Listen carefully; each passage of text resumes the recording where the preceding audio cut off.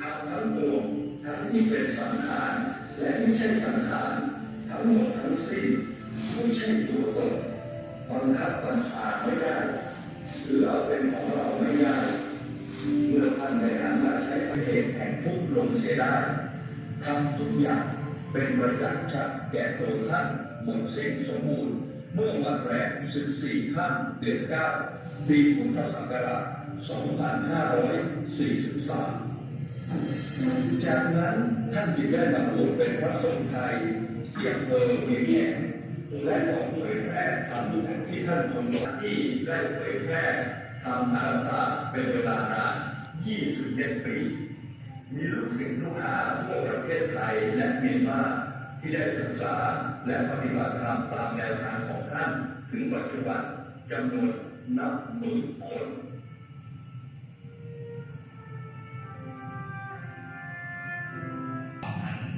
ซึ่งก่อนหน้านี้ก็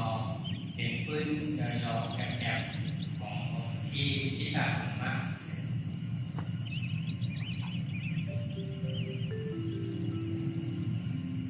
เดี๋ยว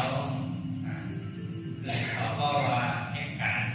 มึงเมียวหันเขาก็ว่าอายุอาศัย80 ปีหันว่าในเย็นตราทำมากกว่าทั้งนั้นตั้งไทยมาเอาจากกรรมต่อเพราะว่าเป็นสลากรรมท่านเป็นสลากรรมท่านเป็นหลายสิบปีสอนเพื่อนเนี่ยเมื่อการถึงผู้มาเที่ยวว่าเดี๋ยวสอนเพื่อนก็เขาบอกเป็นคนตาบอดจุงคนตาบอดมาคนที่ป่านมันแจ้งแรงชีวิตหันถึงซ้ำเตะอ่อนนะเป็นว่ามาคนที่ป่านนั้นมันจะอีกถึงไรพวกที่หันจะนั้นก็จะนั้นว่าหันจะนั้นก็จะนั้นจะคอยแต่ตั้งใจเสียก็พอเตือนกันจ้างกันตีเป้งลงนะเป็นแหงตีเป้งลงเป็นแหงท่านบอกว่าเอาเตะเอาวันย่อมตายว่าตีเขาทุกจ้างกลับมาการมาเสียงไหนมันหันอย่างหันใจแรงเขาลูกป่าสิก็เลยเดี๋ยวเอาสาระเนี่ยพอหมดได้เป็นคนเดียนท่านอ่านใช้เบาคนเตะคนพัดวาพัดเทปพัดจังแล้วทุกอย่างกำลังอะไรถือหรือว่าเดี๋ยวเชื่อว่ามาจัดนั่งเป็นหมดปีนี้ดูมานั่งเสียงเนี่ยว่าท่านเขามาปฏิบัติได้ด้วยกับตัวเมียวมีหมอฮอกเมียวเนี่ยเห็นมาท่านตอบว่าตัวกับว่าหมอผู้ย่อเนี่ยมาสอนกับท่านเป็นเวลาตัวผู้มาว่ามันจัดการตัวเจ้าก็ถึงเสียอะไรครับอ่อนเปิดเธอถึงเนี่ยมันจะเมียวมันอย่างไกลมากทุกอย่างกับแค่บอกวางมือดีจังกับที่ว่าที่สุดเลยเพิ่มจังกับว่านะครับทั้ง14 วันเนี่ยรับนอนเนี่ยก็ถึงว่ามีใครเนี่ยนะมีเมื่อการมักของนิพพานว่านั้นถามแจ้งคือมักสิในสังเวลาในเจอกัดเย็นนิ่มจุนอยู่ทำค่ายทำย่ายทำก้องผิวอยู่เช่นนั้นด้วยเมื่อการก็ว่าลูกดีสมาธิออกมาเปิดหูเปิดตาขึ้นมาเนี่ยกิเลสก็สร้างเขามากขึ้นอัตตาหน้าเพราะสร้างเขามากขึ้นเนี่ยก็เลยบางคนเนี่ยจะคัดทานเดี๋ยวว่าเรียนเข้าคือกลับมาเนี่ยเอาชีวิตตาสายใจแล้วก็เนี่ยกิเลสตั้งอะไรได้มันจะดังนะเดี๋ยวอยากนับไปทั้งหมดตั้งไทยทั้งห้องนะว่าเป็นยอดสั่งเป็นยอดเขาผู้สวนด้านหนึ่งถึง5สังว่ามีอ้วนแบบที่กลุ่มนี้ว่าแต่ว่า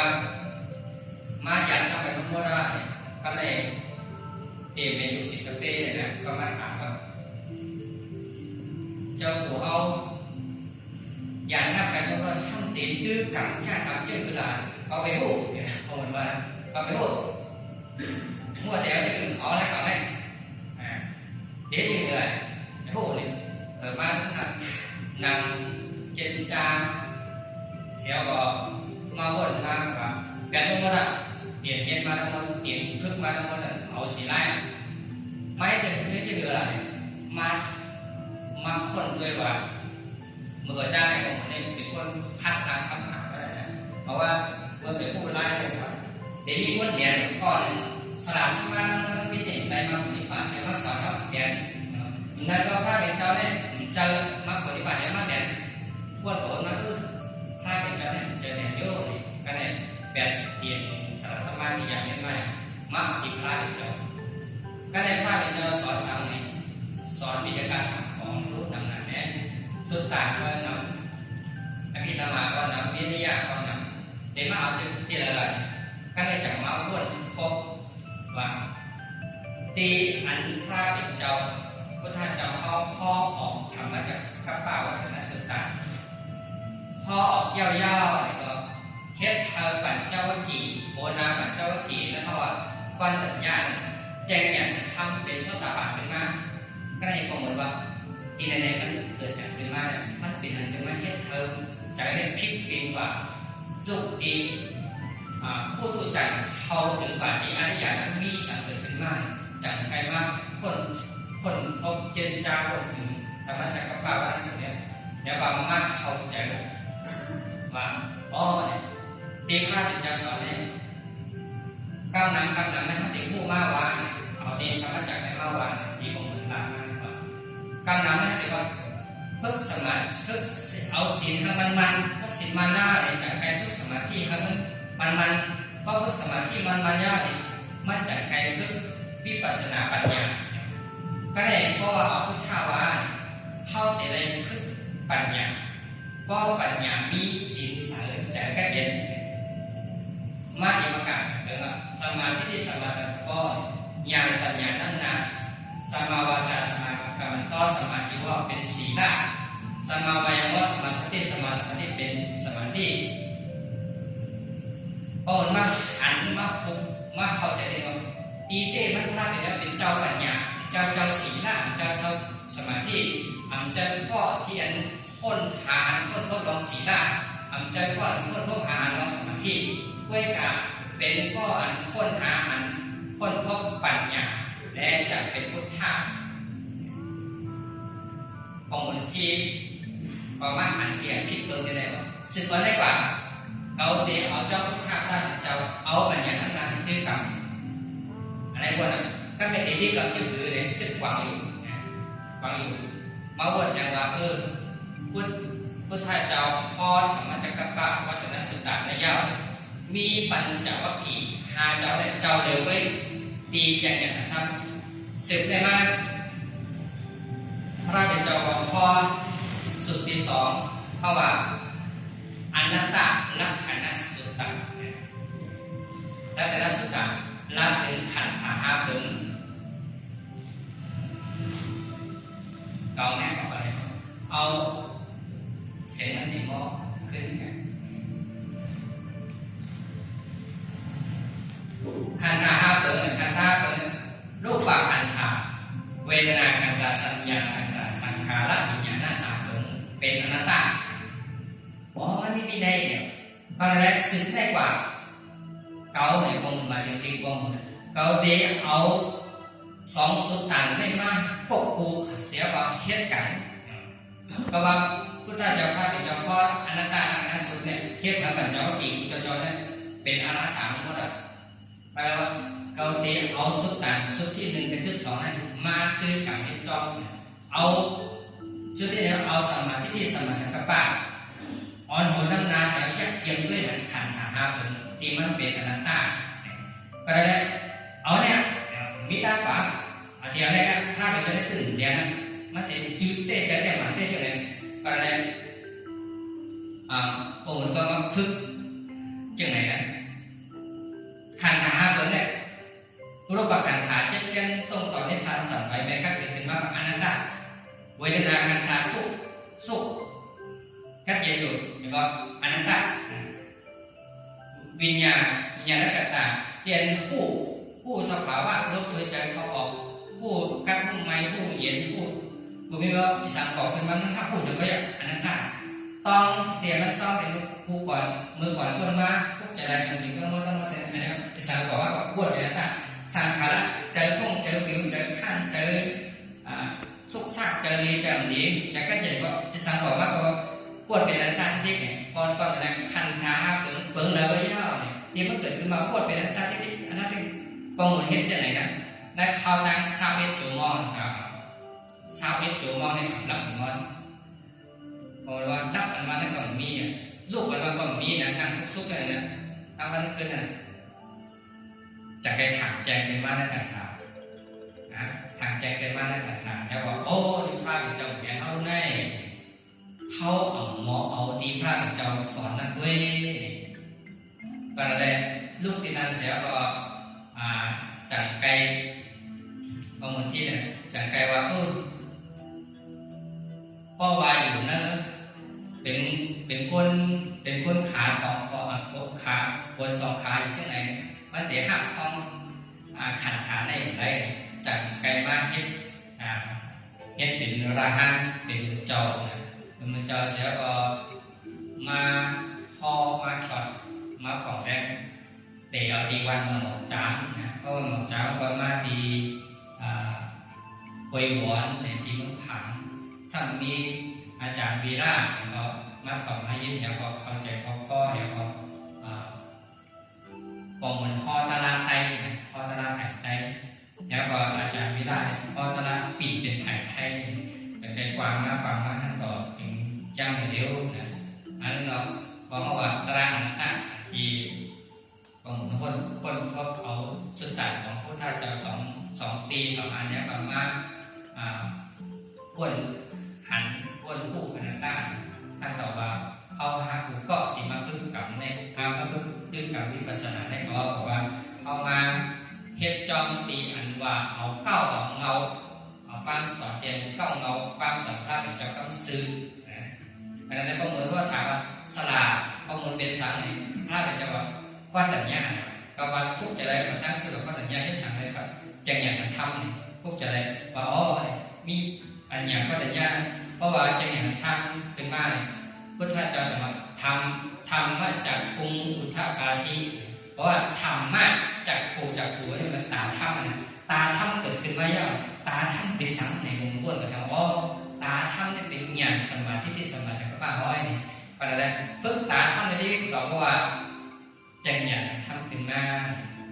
เพราะว่าเห็นกับเจ้าสุดตันพระอยู่เจ้าไหนนิพพานอันนั้นของใครเพราะมันแค่ว่าสิว่านิพพานพระอยู่เจ้าเราไปแจ้งได้หนียาวไว้กับห้องเอาไว้ช่างใจอยู่เนื้อผ้าน้องหมอกเนื้อกลางเขาเมื่อผีเบื้องหลังมันอยู่เนื้อกายขันธ์เปิดตัวของเขาในเว้ยอันนั้นเราว่าธรรมะตราแจกตราหันตาที่เป็นมากอันนี้เอาปืนโอนวัดป้อนเป็นความไทยเอาความไทยความไตยิดอีกเพราะว่าเมื่อนาขาดขึ้นมากเนี่ยจะกระเย็นเป็นไตว่าเห็นเป็นไตอะไรก็เข้าใจง่ายขึ้นมากเพราะว่า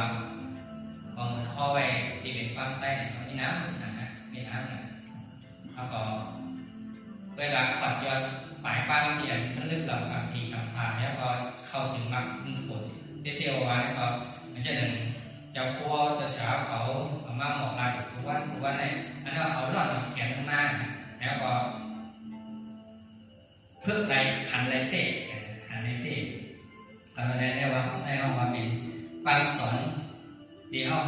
าพึกอยู่ผู้ว่าเนี่ยนะเพราะว่าพอหมุนที่พึกขึ้นมาเนี่ยจิตใต้ก้อนเวลามันก็เป็นความสอนพระเป็นเจ้าความเป็นพระเป็นเจ้าลูกเกี่ยอะไรมากก็ได้ถามมันบอกมาเลยนะแบบพึกกระดาษสัง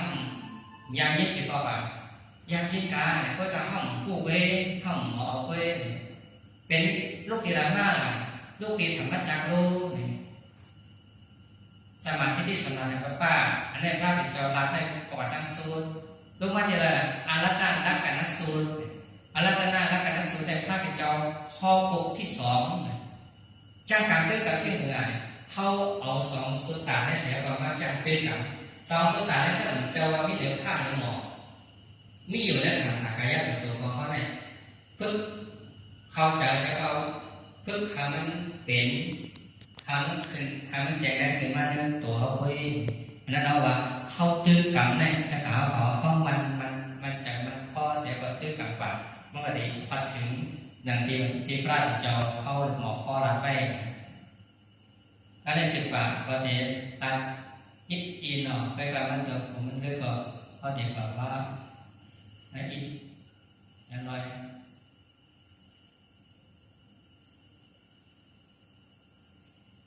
มี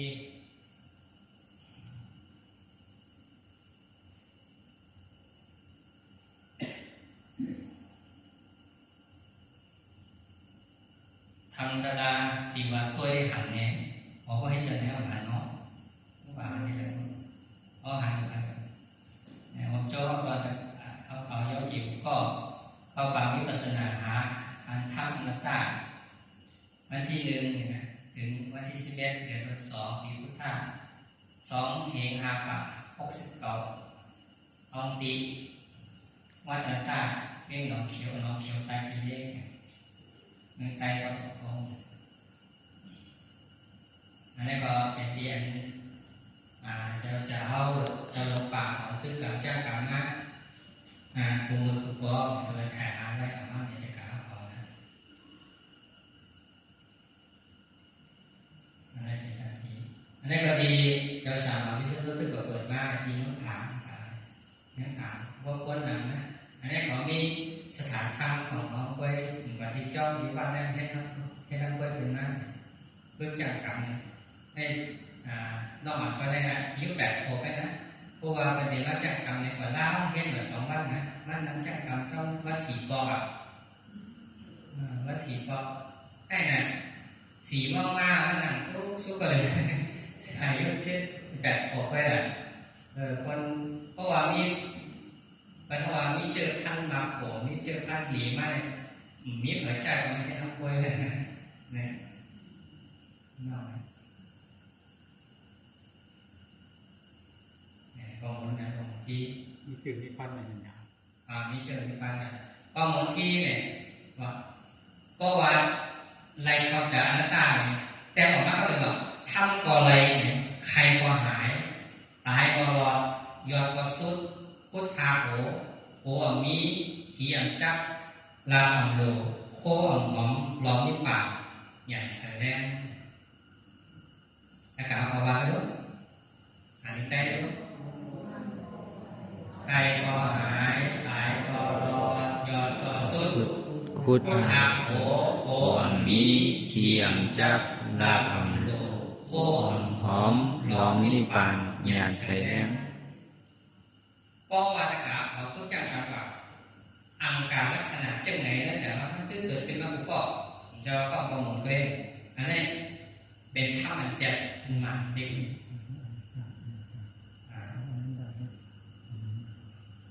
เป็นอนัตตา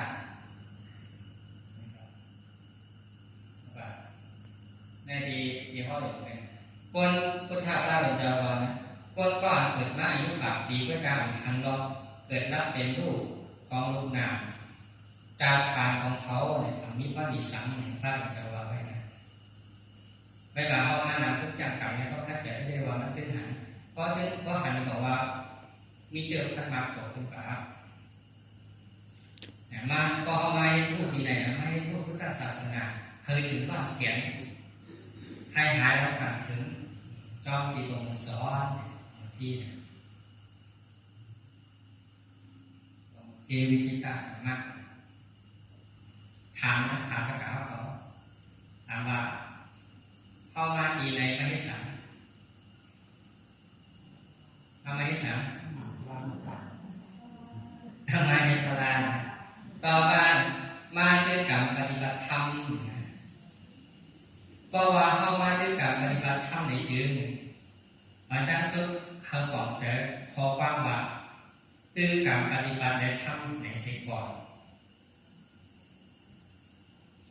ถ้าว่า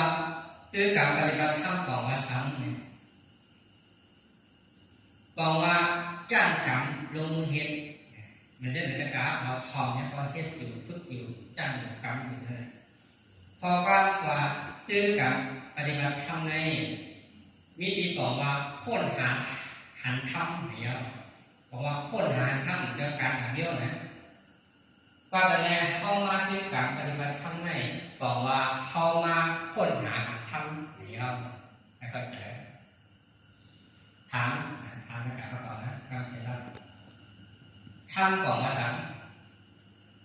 รู้จักธรรมเป็นนักตาถามว่าธรรมมีกี่หลังแต่รู้จักปีนี้ธรรมเนี่ยศาสนาเราก็รู้เป็นผู้นอกวิธีขายครับคุณครับวิธีลูกค้าอะไรที่เป็นเวลาทำพอมาจากกรรมมาทึกมาขอบยินที่ไหนเนี่ยเขาที่เข้าใจพอถามให้ตอบแล้วน้องมดนะเตเอาอีสานแลหาทำมีเครื่องมือนะมันจะว่าอยู่เสียหายทั้งเว้ยนั่นนะก็อ่ำผู้จักทำเตรียมผู้กาขันทำก็อ่ำผู้ว่าทำวิธีเหล่านี้ก็เตรียมจังปะหาของผู้ตีว่าเนี่ยปะหาก็เนี้ยมีดีกว่าก็อ่ำผู้จักเครื่องมือแต่เรียนท่านเนี่ยก็อ่ำจังหาหันเดี๋ยวนี้เครื่องมือก็ไปแล้วเขามาทุกอย่างกรรมมีปัสนาในตีผู้ม้วนๆนะครับสามารถเนี่ย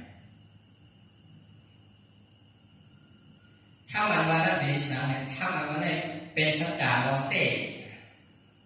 เป็นลองเต้อันเป็นอยู่นี่อยู่แจงแรงเนื้อตัวเนื้อจะห้องตัดสีลองเต้อันเป็นอยู่นี่อยู่แจงแรงเนื้อตัวเนื้อจะอุตัดสีในห้องว่าทำทาราความปารีทาราลองอันเป็นอยู่นี่อยู่เนื้อขันธากายะตัวเขาเนี่ยห้องว่าทำถ้ามันมาได้เป็นสัจจะอันไม่อยู่เนื้อตัวเนื้อจะระยะอะไรมาตัวเนี่ยลองเต้อันเป็นอยู่นี่อยู่แจ้งแรกเนี่ยเป็นสังเขาจะได้พูดหนึ่งรูปสองวิญญาณสามเวทนารูปได้เป็นสังเป็นเจ็บขึ้นป้องแบบเขาออกไม่กัดนักเหมาอันนี้ว่าเป็นรูปจนตะกาเขามีเขามีได้จากกรรมปฏิบัติเลยนะเพราะว่ามีเช่นนั้นเนี่ยเพราะว่าจะให้ตึกกับจากนั้นเพราะว่ามันมีดีอยากมีตัวเนี่ยที่เขาอยากเอาตัวเนี่ยตัวดีเนี่ยเจ็บขึ้นไม่กัดนักหมอเนี่ยก็ได้เวทนาวิญญาณว่าจะผู้จังผู้สาวหลานเพราะว่าลงเทศการลงเทศภาษีเกินคมจู้กันห้องว่ารูปนะเพราะว่าในถ่องการสายเจ้าของก็เลยเรียกว่ารูปเนี่ยบอกว่าธาตุสี่เกินเนี่ยธาตุหินธาตุน้ำธาตุลมธาตุไฟคมตู้จุ่มกันเช้าห้องรูปเจ็บไหมเจ็บแก้ต้นก่อนเนี่ยสร้างทำไปต้องเสียงเขาว่ารูปเพราะว่ารูปเนี่ยรูปถ้ามันเป็นธาตุที่อันเหตุการณ์เลยมันผู้สามผู้ว่าเจ็บผู้ว่าเป็นผู้การเปลี่ยนผู้ขึ้นมาว่ามันเจ็บมันไหนมันกัน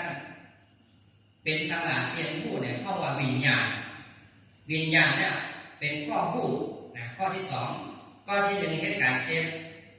ข้อที่สองทำเหตุการณ์ผู้สังขารผู้เจ็บก็ดูเหตุการณ์ใหม่มันหัวมันใหม่เพื่อการเรียนหัวใหม่ในเป็นวิญญาณนะก็ได้เจอเวทนาทับพอความใจของเราสื่อทับผู้เนี่ยมันเกิดพร้อมกันนะใจสองเซนเนี่ยใจสองเซนเกิดพร้อมกันเป็นพร้อมกันรูปพร้อมกันเป็นอนิจจ์เหมือนกันเป็นทุกข้าเหมือนกันรูปวิญญาณเวทนานะครับเพราะว่าเขาถือการวิปัสสนาเนี่ยก็เปลี่ยนอะไรนะหมู่อะไรสามคนเนี่ยรูปวิญญาณเวทนาเจ็บเกิดขึ้นมามันเกิดมาไม่ได้ดีเจอผู้ห้ามหักโอยขาดตุ้งกินเอาเวทนาหักผู้ไปเสียเรียนทำเขาจะเสียได้เพราะว่าเป็นรูปแรงงานเหตุการณ์ที่เดชาไม่มีนะครับอะไรนี่นะที่เดชาว่าไม่มีอัตตาว่าไม่ทันจิกหันโหหันปอกพูดถึงนะเขาเป็นสภาวะเจ็บจากทั้งนั้น ใจเก่าใจเมื่อมีไปนี้ก็มาปรุงแต่งนะครับว่าตัวว่าปัญญาปรามาสปัญญาบอกว่าห้องต่างปานาเอาใจเต้ปรามาสบอกว่าอันเต้ตั้งเงาเว้ยไหนพอเขาจ้างกรรมทุกวิปัสสนาเขาจะได้พูดทั้งปัญญาในปรามาสสัพพนผีสามอันนั้นเขาว่าปัญญาเป็นรองห้องต่างเป็นเปิดรองเปิดได้เนี่ยเนื้อได้ไหมครับเป็นรูปเป็นวิญญาณเป็นเวทนาสามเปิดเนี่ยอันนั้นเขาว่าปรามาสเป็นรองเต้เนื้อในมีรูปวิญญาณเวทนาได้กว่าอยู่ที่แล้วก็มันก็ให้การอยู่ในเว้ยไปอยู่ที่ก้นก็เหมือนในเว้ยไปอยู่ที่ซ้ำก็เหมือนในเว้ยไปอยู่ที่ผีที่สาก็เหมือนในเว้ยก็ว่ามันในค่ายการนั่นแหละจะห้องว่าปรามาส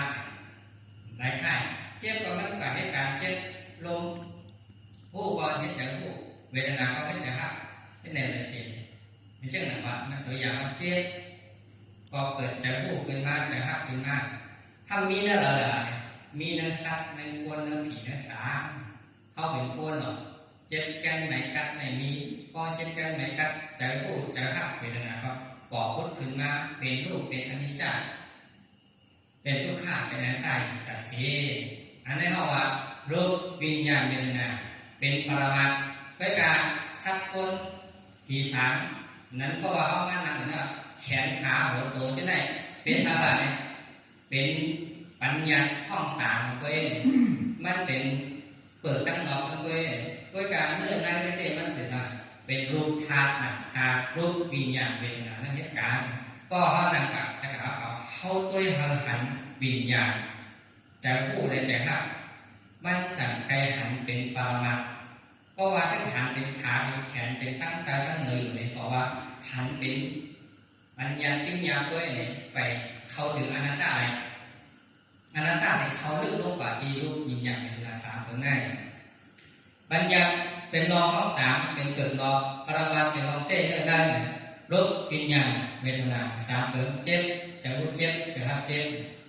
อันนั้นปรมัตถ์เป็นอันเจ็บอันเต้ถ้ามีนั่นอะไรมีนักสัตว์นักคนนักผีนักสารผีสารสักคนในห้องเนี่ยเป็นเกิดรอด้วยเฮ็ดสังแรงคนเฮ็ดสังแรงสัตว์ตายเกิดเฮ็ดสังแรงคนตายเกิดเฮ็ดสังแรงผีตายเกิดเฮ็ดสังแรงสารตายเกิดย้อนกับว่ารูปวิญญาณเวทนาเนี่ยมันตายเกิดอยู่แต่เศษนะครับบางนางบอกเลยว่ามันตายเกิดอยู่แต่มันเป็นรูปแต่เศษมันมีขิงมือยักมือเสียงว่าเขาว่าอย่างว่ามันก็เป็นรูปอยู่แต่เศษก็เป็นไรเพราะว่ายังมีรูปวิญญาณอยู่เนี่ยวนเป็นคนก็จะได้ตายเกิดเป็นผีก็จะได้กลายเกิดเป็นสามก็จะได้กลายเกิดย่อมมาสิบอแต่ในพ้นเสรูปวิญญาณเนี่ยให้จับเข้าถึงนิพพานนะครับนะลำเต้เป็นอยู่ที่อยู่แล้วตัวนั้นจะเท่าไหร่รูปวิญญาณเวทนาถ้าว่าเป็นยังเป็นสภาวะเป็นอนัตตาอนัตตาได้บอกว่าอะไรเอาผู้เปิดอะไรเอาห้องน้ำอะไรผมว่าอะไรทั้งนั้นมันเป็นการของมันอย่าให้เจ็บก็เจ็บแล้วก็เนี่ยก็อะไรหายแล้วก็อะไรมันหายไม่อยากให้มันก่อแล้วก็อะไรแล้วแต่มันมีดีมันไว้แล้วผู้เปิดห้องน้ำอย่างมันไหลที่ว่าอนัตตาเนี่ยวิสังขารเป็นสามเปิดเนี่ยนะครับนะเป็นรูปวิญญาณเป็นสามเปิดเนี่ยจะเอาวิสังมาเฮ็ดจะเอาตั้งขึ้นมาปัญญาปิญญาขึ้นมาข้างเว้นจะ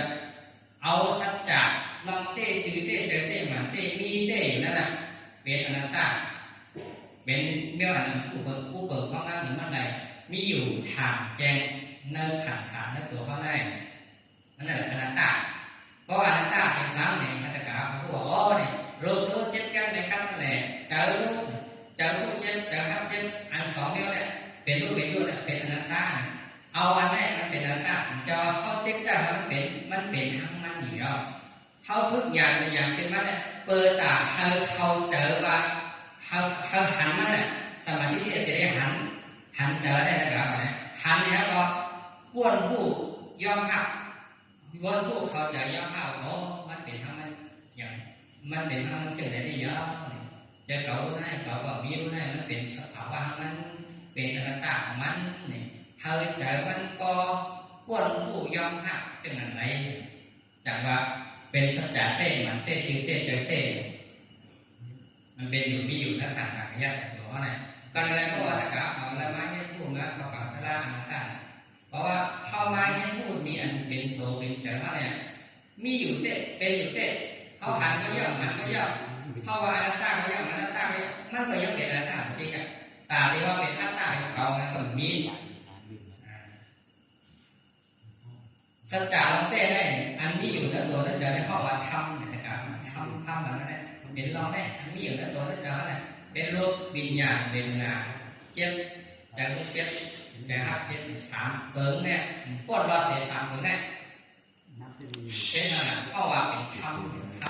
เนี่ยมีอยู่เป็นอยู่ทำในสมัยสมัยเป็นอนัตตาเป็นอนัตตาอันผู้เปิงต้องนั่งเหมือนอะไรว่าอะไรอันเจ้าของเขาเป็นเจ้าไหนนะครับนะเป็นอะไรเดียวทำก็เป็นรูปทำก็เป็นวิญญาณทำก็เป็นเวทนารูปวิญญาณเวทนาเอาเป็นทำเป็นอะไรเป็นอนัตตาอนัตตาบอกว่าอะไรอันว่าอะไรอันผู้เปิงอะไรห้องนั่งอะไรใจเขาเจ้าของเขาเจ้าของเขามันเป็นทั้งนั้น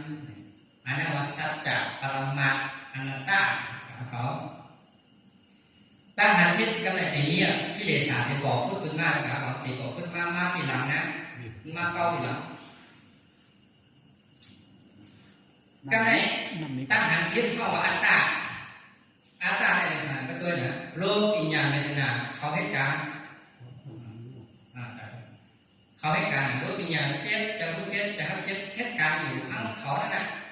ทองเพิ่มอยู่ข้างเขาข้างนั้นอยู่เป็นสภาวะอนัตตาของเบื้องแรกของน้ำแรงเป็นเจ้าอยู่ตาเสียนะกรรมในมันติมีปัญหามันติสุขอยู่ที่ไหนอัตตา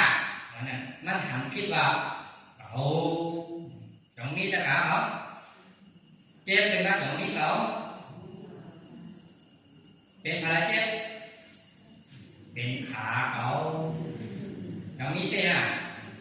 เขามีเตะแล้วบอกว่าพระเป็นเจ้าเหมือนกันแล้วนะเพราะวันดังกล่าวเป็น2-3 ชั่วโมงมีฮะในพระเราเจอแล้วมีอยู่เนาะต้องมีน้ำมียิดเนี่ยพอมียิดก็นั่งอยู่นะแต่อัตตาเนี่ยมันมาลื่นนะมาทีหลังก้วยกับมาหันคิดมายึดถือเอาว่าเป็นเก่าเนี่ยมันเอาซ้ำเป็นเก่าเนี่ยเอาเจ็บเป็นเก่าเอาไม่เป็นเก่า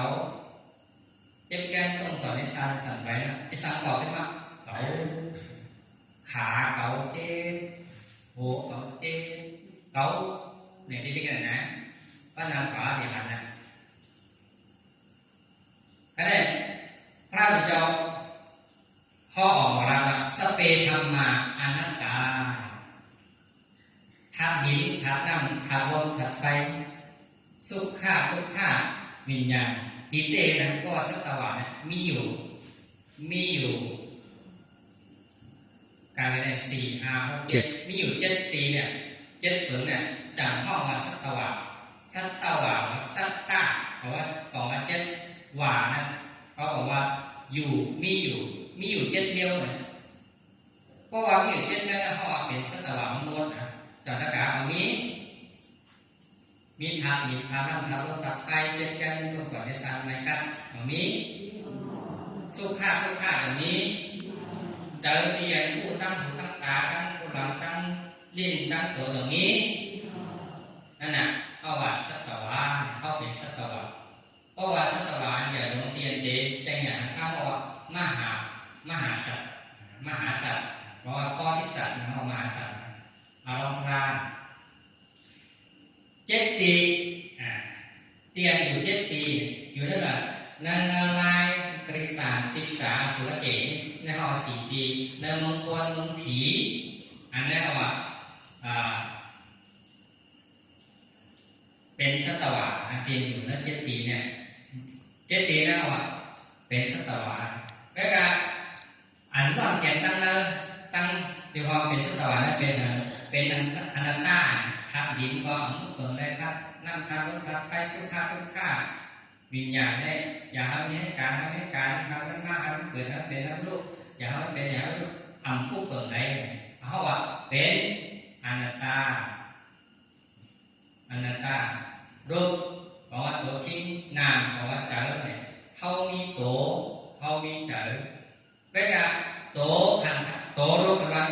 tượng này có phần tham hình tham nó có phải chớ kinh nhàn chớ ban có họ ăn nào có bức tượng này xúc khả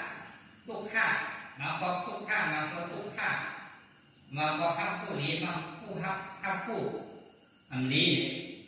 âm bức tượng này có ngăn này các sóng miêu này nó làเป็นanattaเพราะว่ามาตั้งหนองตั้งไหนว่าอันนั้นว่าเป็นปัญญาเป็นปัญญาซับต้นผีอันนั้นเป็นเปิดรอบ้างนะเนื้อเนื้อที่เต็มมันเป็นรูปงามเนื้อรูปงามนั่นเป็นธาตุดินธาตุตั้งธาตุลมธาตุไฟสุขะทุกขะวิญญาณเจ็ดเถิงมีอยู่นักขันธ์ขาวิญญาณตัวเขาเนี่ยเพื่อการเป็นสังขารมันลงมาตีเป็นอนัตตาเป็นอนัตตาซับก็อยากเกิดแก่เจ็บตายก็มาอะไรคนอยากเกิดแก่เจ็บตายก็มาอะไรผีอยากเกิดเจ็บตายก็มาอะไรสามอยากเกิดเจ็บตายก็มาอะไรเป็นอนัตตาทั้งหมดเปิดรอก็เป็นอนัตตาเนื้อหน้าก็เป็นอนัตตามีสารลอกเสียอนัตตาเหมือนที่พระเป็นสเปรย์มาอนัตตาเยอะกูเมียวเป็นอนัตตารถบอกว่าโตชิงเขาเนี่ยโตชิงเนี่ยเป็นตีจู่ตุ่มของธาตุสี่เกินธาตุดินน้ำลมไฟธาตุดินเหตุการณ์sángเหตุการณ์นักแข็งนักเหมาแข็งคนตะกาเอานำหัวจังมีบอกว่าเขามีธาตุดินอยู่เนอะโต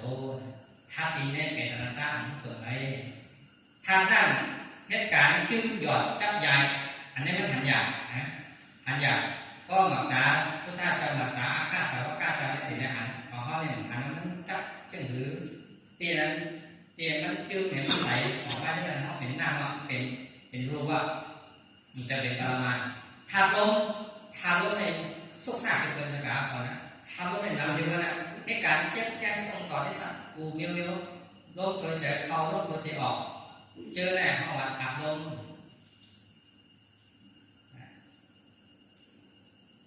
การในธาตุไฟการใส่ให้การกัดอุ่นหนาว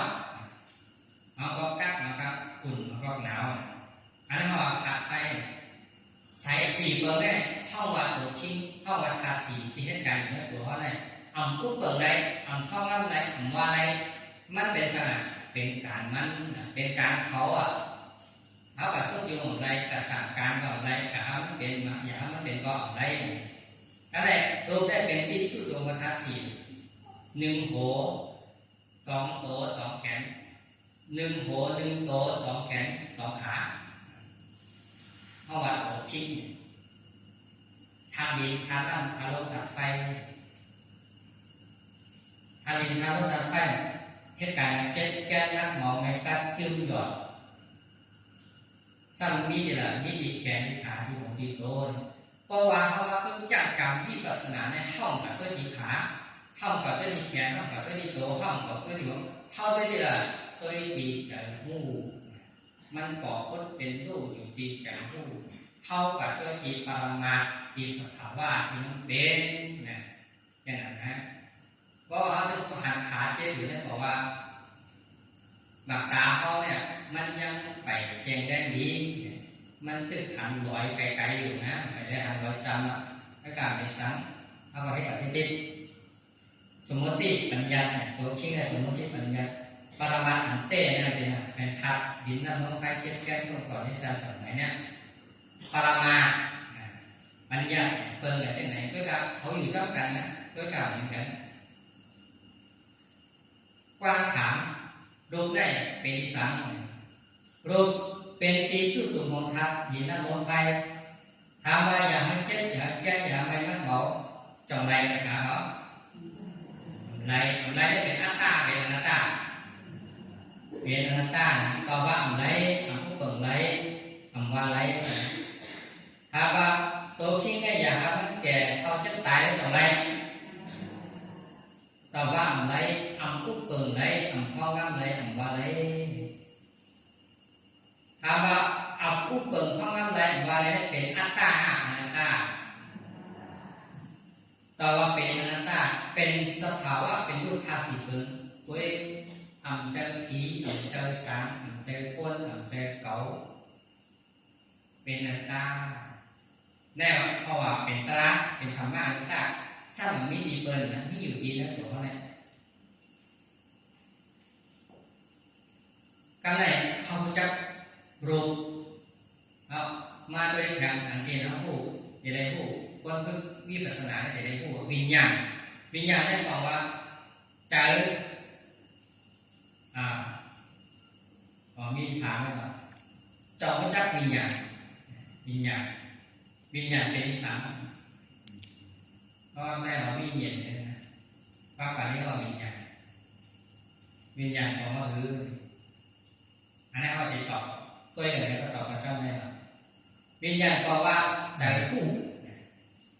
เนี่ยมันมีพวกตีเนี่ยผู้ตั้งหูตั้งขาตั้งหูหลังตั้งลิ้นตั้งโถแลตั้งใจวิญญาณนั้นมีพวกตีเพราะว่าทัดเป็นเหตุการณ์นักเหมาคนออกมาในจึงวิญญาณก็ผู้วิญญาณใจผู้ก็เหตุการณ์นั้นวิญญาณเหตุการณ์สั่งเหตุการณ์ผู้นักผู้เหมาคนผู้แข็งเพราะว่าทางว่าเหตุการณ์เจ็บแก้ต้องต่อสั่นไหวออกมาเมื่อในจึงวิญญาณใจผู้ก็เหตุการณ์นั้นเหตุการณ์จึงคือวิญญาณเหตุการณ์ผู้เจ็บผู้แก้ต้องต่อวิชาสั่นไหวเพราะว่าทางใช้เหตุการณ์ในการกลับออกมาเมื่อในจึงวิญญาณใจผู้ก็เหตุการณ์นั้นวิญญาณเหตุการณ์ซ้ำเหตุการณ์ผู้ไม่รู้กัดบอกว่าเจ็บเกิดใจผู้เจ็บก็เกิดเจ็บหายใจผู้เจ็บนั่นก็หายเขาเกิดจ้องกันตายจ้องกันเป็นรูปจ้องกันเพราะว่าที่หนึ่งเนี่ยเป็นรูปที่สองเนี่ยเป็นวิญญาณเขาให้การ1 2 3แบบเช่นไหนนะต่อ5ต่อก็ถึงว่าเป็นอัตตาเงามันรูปกินในมากวิญญาณเพราะว่าจะพูด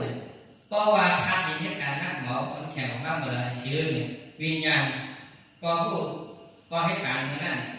วิญญาณให้การสั่งเหตุการณ์ผู้นักหมอผู้น้ำแข็ง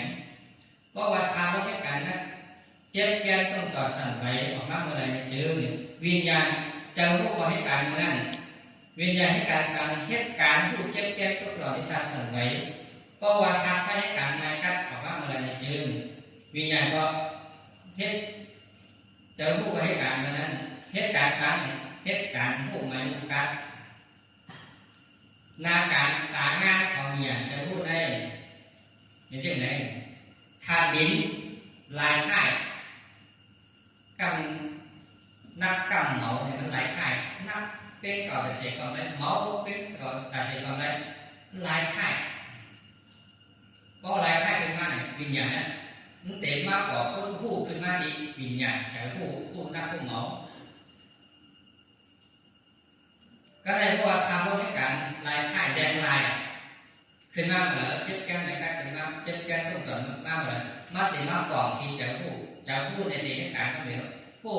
ผู้สั่งผู้เจ็บผู้แก้มเพราะว่าทำให้การลายค่ายลายขึ้นมาเป็นกัดเป็นหนาวขึ้นมาเหมือนก็มาก่อนที่วิญญาณมาพุทโผมัดโผออกมาที่นั้นวิญญาณก็จะพูดกับผู้ไม่รู้กัดเพราะว่าเขายังมีจะพูดกันทุกท่านอยู่ในบอกว่าเขามีปื้นตาเดียกเยี่ยมตัวหันเสียออกปากป่านะครับเขาฟังถามถามว่าวิญญาณจะรู้ได้เพราะว่ารูปสี่เปิดให้การขึ้นมาไหนอย่าให้มันเจ็บอย่าให้มันผู้เจ็บผู้แก้ผู้มันกัดไหนจากไรไรนะมีคนตายไปตีมผู้ว่านะต่อว่าอะไรผู้เปิดห้องน้ำไหลถามว่าผู้เปิดห้องน้ำไหลอะไรเนี่ยเป็นอัตตาหักอนัตตาต่อว่าเป็นอนัตตาเป็นสภาวะเป็นรูปธาตุสี่เปิดด้วยใจเก่าใจของเก่าผู้เปิดอะไรว่าอะไรเป็นอนัตตาแต่แก่ก็ได้ข้อที่3เวทนาบอกว่าจงให้จักเวทนาเป็นที่3เวทนาบอกว่าคือเนี่ยเขาจะรู้จักเขาโรงแรมก็เขาจะรู้จักโรงแรมเนี่ยบอกว่าเข้าหมอป่าเวทนาบอกว่าจะหักตุ้งหักเอากินอย่างไรนะกินเจ็บกินไม่กินกัด หักผู้ในการทำได้เพราะว่าทำดีเหตุการณ์นักหมอแข็งคนออกมาเหมือนเลยเวลาจะหักก็เหตุการณ์นั้นขอเหตุการณ์เจ้ากันนะเป็นสาก็กันนะเวลาเหตุการณ์ที่สามเหตุการณ์หักนักหักหมอหักแข็งหักคนเพราะว่าทำเหตุการณ์เจ็บแกนต้องตอดสั่นไหวออกมาเมื่อไรเนี่ยจืดเวลาจะหักก็เหตุการณ์เมื่อนั้นเวลาเหตุการณ์สามเหตุการณ์หักเจ็บแกนต้องตอดสั่นไหวเพราะว่าถ้าใครเหตุการณ์ในกัดออกมาเมื่อไรเนี่ยจืดเวลาจะหักก็เหตุการณ์เมื่อนั้น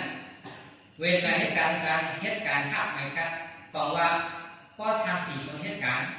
เวลาก็จะหักก็เหตุการณ์ทาสีของเหตุการณ์เวลาก็เหตุการณ์เขากว่าจ้องกันเกิดจ้องกันตายจ้องกันเป็นก่อกันหน้าการตายหน้าเก่าเวลาจะหักในเวลาว่าจะหักเพราะว่าทาหินลายค่ายลายขึ้นหน้าเสียงเมียวปอพุทธที่เหลือจะหักจะเวลาเนี่ยหักเอานักหักเอาเมาเนี่ยเป็นกว่าหักต่างทีนะการเหตุการณ์นั้นนักหมอเป็นทับหินหักนักหมอนั้นเป็นเวทนาถ้าต้นลายค่ายก็ว่าบอกพุทธเวทนาหักเจ็บหักแกนถ้าใช้เหตุการณ์ก็ว่าบอกพุทธเวทนาเหมือนกันเวลาเหตุการณ์สั่งเหตุการณ์หักไม้หักกาหักหูเนี่ยเพราะว่าหักไม่เป็นเวทนาหูไม่เป็นวิญญาณที่อันว่ามันไกลก็แล้วห้องนั้นเหนียวจับตัวอยู่ในกาก่อนนะเจ็บเป็นว่าไงมันจะมีเจ็บเหรอมันมีจังหูเจ็บก่อนมีเจ้ามีเจ้าเวทนาเรียนขานใจจ้องก็เลยสามตัวสามนิ้วเนี่ยเขาเกิดป้องกันตายป้องกันเป็นอนิจจาจ้องกันเป็นทุกข์ข้าจ้องกันเป็นอยู่เสียมังป้องน้ำมังป้องเอมังป้องกลางกลางบางถามว่าเวทนาจะหักได้เพราะว่ารูปทาสีตัวเหตุการณ์มาไหนอย่าทำมันเจ็บหักเจ็บหักแค่หักไหนหักกันจ่อใดตอบว่าไหนว่าอะไรผู้เปิดของเราไหนถามว่าผู้เปิดของเราไหนว่าอะไรเป็นอัตตาห้าอนัตตาเป็นสามตะกาหอเป็นอนัตตาต่อมาเป็นอนัตตาเป็นสภาวะเป็นรูปของเจอหักเว้เจอเก่าเจอเขามันเป็นการของเวทนาเว้อนัตตาเนี่ยเป็นสภาวะแจกของรูปนามเอาสัมเป็นอนัตตาเอารูปนามที่ว่ามันก็จะเป็นอนัตตาเจ้าเขาเต็งแยกทำมันเป็นอนัตตาอยู่ตั้งปึ๊กเจียมเหลอเจียมเมื่อเข้าไปผู้มันเอาผู้ว่าเป็นอนัตตาก็ยังเป็นอนัตตาอยู่ผู้ว่ามันเป็นอนัตตาเนี่ยก็มันก็เป็นอนัตตาอยู่อันนี้ว่าของเจียมเป็นปรมัตถ์เป็นสัจจะคือเตเตมันเตรูปบอกว่าสังทัดหินน้ำลมไฟวิญญาณบอกว่าเจอผู้เวทนาบอกว่าเจอหักผู้ทำอยู่แล้วมันใครสามเกินอนัตตาผู้เกิดเลยเรียกว่าอนัตตาลูกที่ไหนมาเนี่ยมันเป็นอนัตตาอยู่แล้วเข้าทุกอย่างเป็นอย่างวิปัสสนาเนี่ยเปิดแต่เข้ากับอันเจ็ดอันเตี้ยนมาจะผู้จักอันเจ็ดอันเตี้ยนมาเนี่ยเข้าเจอหนังตีมันเป็นเจ้าเข้าใครมันเป็นเช่นนั้นแล้วพอเขาเข้าใจมันก็เข้าใจมันเนี่ยก็ตีเจออัตตาอันที่เพื่อที่ปฏิหารต่ออันนั้นตัดอันผู้เกิดได้เอาสังเกตเอารูปวิญญาณรูปนามอันนั้นตัดเนี่ยผู้เกิดได้จะกองคำของกองรูปดินน้ำลมไฟวิญญาณจะพูดจะครับเป็นอนัตตาที่พุทธาว่าเป็นเจ้าสเปธรรมานัตตาก็เอาสามเกิดเนี่ยเป็นอนัตตาเพราะการทาหาเกิดมาฟงจู้เรียนเพราะว่าเขามาพุทธจังกรรมในสามเกิดเนี่ยมันตีปอกพุทธหันง่ายสิเกินเป็นเก้านั่นแหละหันขาได้สองเกิดเนี่ยที่เป็นสังขารได้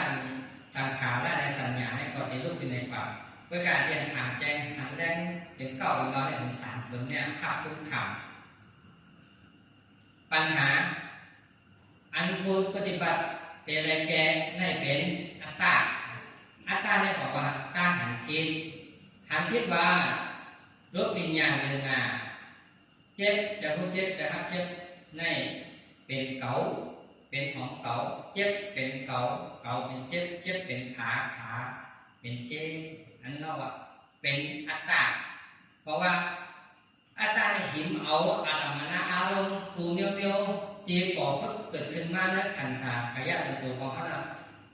มาเอาว่าเป็นของเขาเซ็งมดปูเมียวปูเจ้าตัวอย่างเดือเสียเมียวเอาเป็นเขามดจังนั้นเจ็บเป็นเขาเจ็บไม่เป็นเขาไม่ที่เด้งเจ็บก็เป็นเจ็บเขาเป็นสภาวะมันไม่ก็เป็นไม่เป็นธาตุไฟเป็นสภาวะมันมาได้เป็นธาตุโมมันก็หันทีนั่งออกอัตตาแล้วก็เรียกว่าเจ็บจะรู้เจ็บเนี่ยมีอยู่เป็นสภาวะมันอยู่ด้วยการที่อันลูกมาดื้อเกินแล้วก็มาเกามาสุกมาอยู่มาหันคิดนั่นเป็นสร้างเป็นอัตตาเดี๋ยวเราเพิ่งวิปัสสนาต่างๆเดี๋ยวหันรูปปัญญาในการให้การแล้วก็เอาไว้พูดว่าเป็นอัตตาที่หันคิดว่าเป็นเขาเนี่ยพูดปล่อยวางผ่าเอาแปลอัตตาก็เอาแปลอะไรก็รูปปัญญาก็ให้การเขามีของเขาเลยนะมันเป็นสภาวะมันเป็นมือเก่าแล้วก็นี่เป็นของเขาเป็นอัตตาอยู่เครื่องมือเนี่ยก็ได้เห็นว่าพูดจากเครื่องมือเนี่ยตอนจากแก้ไขแก้ดินได้เป็นสารเป็นปัญญาในในมีสองอันถ้ากล่าวกับจังพวกมีสองอันเป็นอะไรแล้วเสียเขาจังพวกปัญญามีสองหนึ่งปัญญาสัมมาทิฏฐิเป็นปัญญาตัวที่หนึ่งบอกว่าหันถูกแนวปัญญาหันถูกแนวในเป็นสามหันอนัตตาหันเจ็บเป็นอนัตตาหันแก้เป็นอนัตตาหันผู้เจ้าอย่างที่เกิดมาเป็นอนัตตาหันหนังตีมันเป็นเนี่ยมันจะหันหนังตีเขามันเป็นเนี่ยมันเป็นสามเกิดขึ้นมาก่อผู้อ้วนอาหารว่าเป็นอนัตตาเช่นนั้นปัญญาข้อที่สองเพราะว่าสัมมาสังกัปปะบอกว่าอ้วนผู้ถูกแม่นอ้วนผู้ถูกแม่นสัมมาสังกัปปะอ้วนผู้ถูกแม่นอ้วนผู้สังอ้วนผู้เข้าใจป่องใจยอมรับว่ามันเป็นอนัตตาอ้วนว่าเป็นอัตตาตั้งหันทิศว่าเป็นเขานั่นว่าสัมมาสังกัปปะกันสมาธิที่บอกว่าหันถูกแม่นหันสังถูกแม่นหันสัจจะหันปรมัตถ์หันอนัตตาก็หันเปิดพิษกว่าเสหันเสนอกเสสัจจะปรมัตถ์อนัตตาหันเปิดพิษกว่าได้ก็เป็นมิจฉาทิฏฐิก็หันซื้อลงไปที่สัจจะปรมัตถ์อนัตตาก็ข้อว่าเป็นสัมมาทิฏฐิเหตุการณ์จังไหนรูปวิญญาณเวทนาเกิดรับเป็นรูปมันผู้เปิงไรใจเขาใจของเขาเป็นอนัตตาได้เป็นสัจจะเป็นลองหมานแมนจือเจอเต้เจอจือเต้เจอเต้หมานเต้สมาธิที่หันสัจจะในหันสภาวะในนว่าสมาธิที่หันอนัตตาอาจจะรูปวิญญาณเวทนาเจ็บผู้เจ็บหับเจ็บสามองค์นี้เป็นสภาวะอนัตตาที่เราที่ผู้ว่ามั่งไปเป็นอนัตตาผู้เปิดอะไรสมาธิที่เนี่ยเป็นหันสภาวะอนัตตาหันตีผู้เปิดอะไรได้อันนั้นว่าการงานนาทีการงานของสมาธิที่หันสมาธิที่หันอนัตตาลมเคยใจเข้าลมเคยใจออกเจ็บเกิดเจ้าเจ็บหายเจ้ารู้เจ้าปิวเจ้าคุมเกิดเจ้าเย็นหายเป็นรูปอารมณ์อารมณ์ผู้เปิงเกิดเจ้าหายเป็นรูป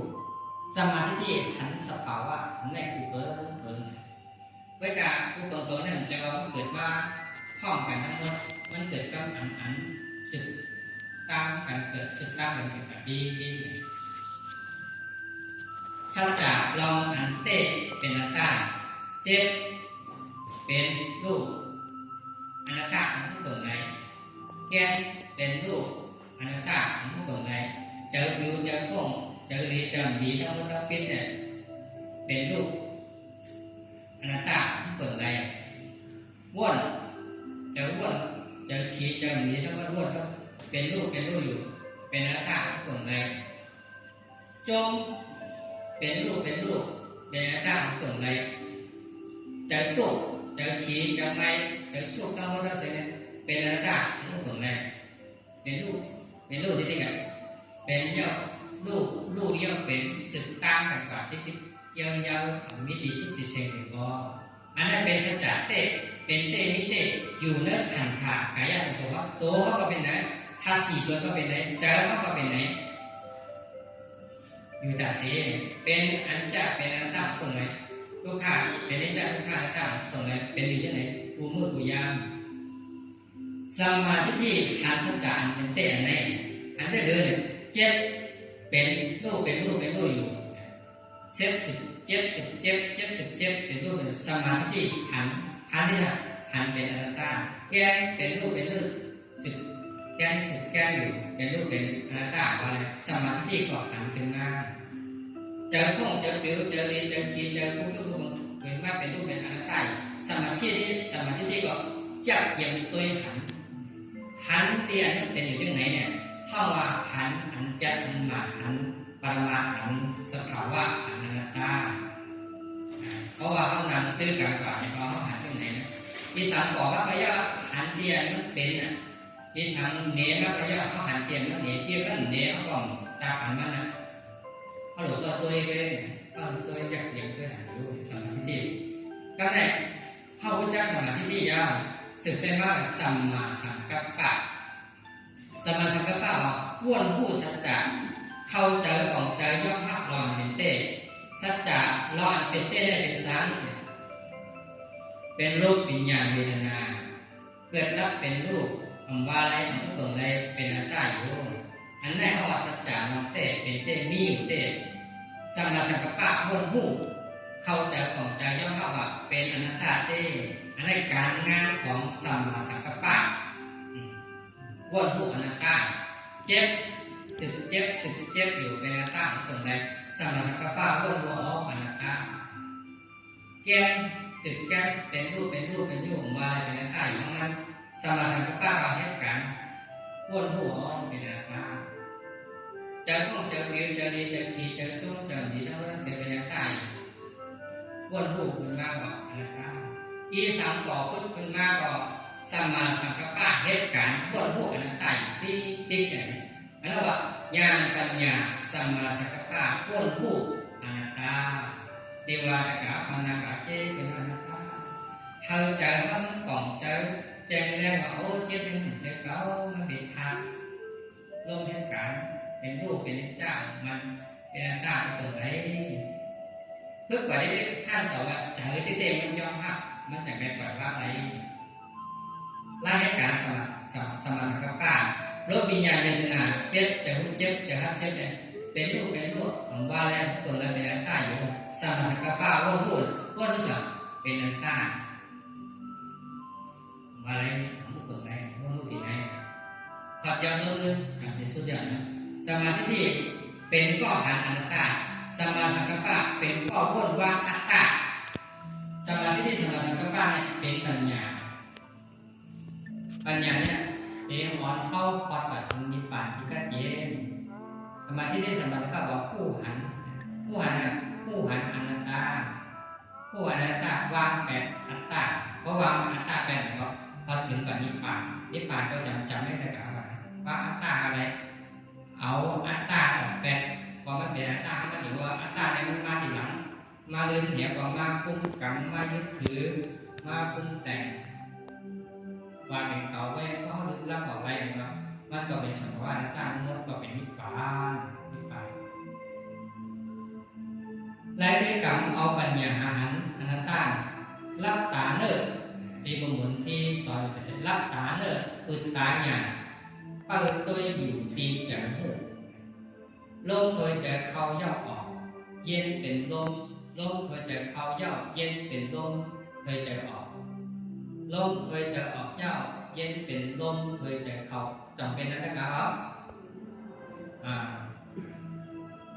ลมเคยจะเข้าย่อออกย่อเข้าเป็นอยู่จังไหนตาเสอ่ำอุบเปิงไหลอ่ำฟองกำเหนือมันไหลเป็นอนัตตาเป้ายักเยี่ยมด้วยหันอยู่ตาเสอ่ำเรื่องม้วนอนัตตาลมเคยจะเข้าก็หัน ป้วนผู้อนัตตาโลกเธอจะออกก็หันป้วนผู้เป็นออกอนัตตาเป็นสภาวะอารมณ์มันเป็นทั้งมันใจเขาใจของเขาเป็นอนัตตาหันป้วนผู้อยู่จึงไหนที่ติดโลกเธอจะเข้าโลกเธอจะออกอยู่ก็มุ่งในอนัตตาป้วนผู้ที่พอจะต้องดึงกว่าขึ้นคำถามอันถามไว้เหมือนกันว่าเข้ามาที่ในเขาไม่สั่งแต่ว่าอากาศเขายกกี่บุคคลเขาไม่สั่งมาตื่นกับปฏิบัติธรรมวิปัสสนาบอกว่ามาหาหันธรรมธรรมซ้ำเป็นซ้ำแล้วก็จักทำเป็นอนัตตารู้จักกันหรอทำหรออนัตตามีกี่ละมีปีโตติจาเอาวิสังหาหันเอาสัมมาทิฏฐิสัมมาสังกัปปะหาหันเพราะว่าเขาเปียกเสียอันนั้นก็ลืมเสียสัมมาทิฏฐิสัมมาสังกัปปะสองตัวทำอะไรนั้นแปลกสัมมามันมีอยู่ก็เข้าต่อหันเข้าต่อมูก็เป็นแล้วเข้ามาเพิ่มวิปัสสนาหาทำก็บอกว่าเข้ามาหักเอาหมักตาป้าเป็นเจ้าเข้าอยู่ในฐานตาของเขาหันใจให้ทำเหมือนจังหนังทุกข้าข้าพระเป็นเจ้าหันเข้ามาที่ไหนเปิดดาตื้อการปฏิบัติธรรมก็บอกว่าเข้ามาพึงอีกทีในอึดตาหันทำหาหันอนัตตาอันเป็นอยู่ไม่อยู่เนื้อตัวเนื้อเจอเท่าไหนเพราะว่าอึดตาปัญญาขึ้นมายักเทียมตัวอยู่ที่ใจผู้หนึ่งก็หันแจงแรงหันอนัตตายาเพราะว่าญาณปัญญาหันไม่หายอนัตตาก็หายเป็นอัตตาขึ้นให้เข้าใจว่าย่อกี่เท่าเขาก็ผู้แลเข้าใจกล่อมใจก็กล้าหัวเข้ามาปฏิบัติธรรมนี่ย่อเข้าใจโมสาธุเข้าใจก็เข้าใจย่อกล่อมใจหรือย่อให้ถึงจอมปลาป้องจอมปลาตามาพูดกันหน่อยไม่ได้แต่ทางข้องตาเตสูห้าข้องตาเตมนอนแต่เรื่องนั้นเราผมพบกับไอ้สูกันเนาะหัวรู้ที่ไหนหัวรู้ทำที่จะได้ก็หัวไอ้สังเกตตาก็หัวไอ้เดียวไอ้สังกัดหาเดียวไอ้สังกัดหาก็ผู้หมดเนาะคำไหนคือมีที่เอาแบบก็เหมือนที่เราเนี่ยเอโกธรรมะอนัตตาเราทำมีน้ำมีอันเดียวเว้ยมีอันเดียวเว้ยทำกันมานั่นมีน้ำมีอันเดียวเว้ยจะตะการเราปากใจมีอันเดียวเว้ยมีสังขารมีอนัตตาการกวนอันเตอร์การปฏิบัติธรรมนั้นก็เป็นการอาหารอนัตตาเว้ยจะอากับเดียวอันกับเดียวอันนี้เขาว่ายอดธรรมเดียเขาครับก็สระอากาศเขาครับก็ผลจากการที่การปฏิบัติธรรมเสียขั้นตอนที่การว่าถึงนิพพานอันนี้ก็บ้านหลังใครมาว่าอะไรในวันนั้นก็เลยมาตัวเองปืนก็หมุนเปลี่ยนคนก็ทำตราใส่ความว่าของมันเขาก็คนเขาข้างขาข้างมันแต่เขามีผู้จักก็อ่านต่างเครื่องมือของผู้จักก็ลายชื่อกันของผู้จักก็เมื่อการสืบในกว่าก็เขาจะใช้ทางอาหาร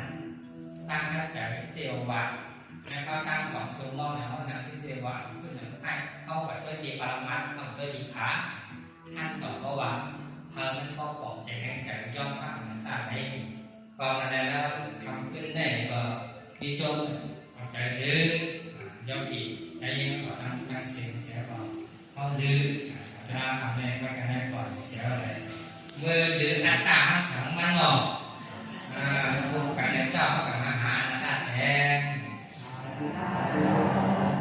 ถึง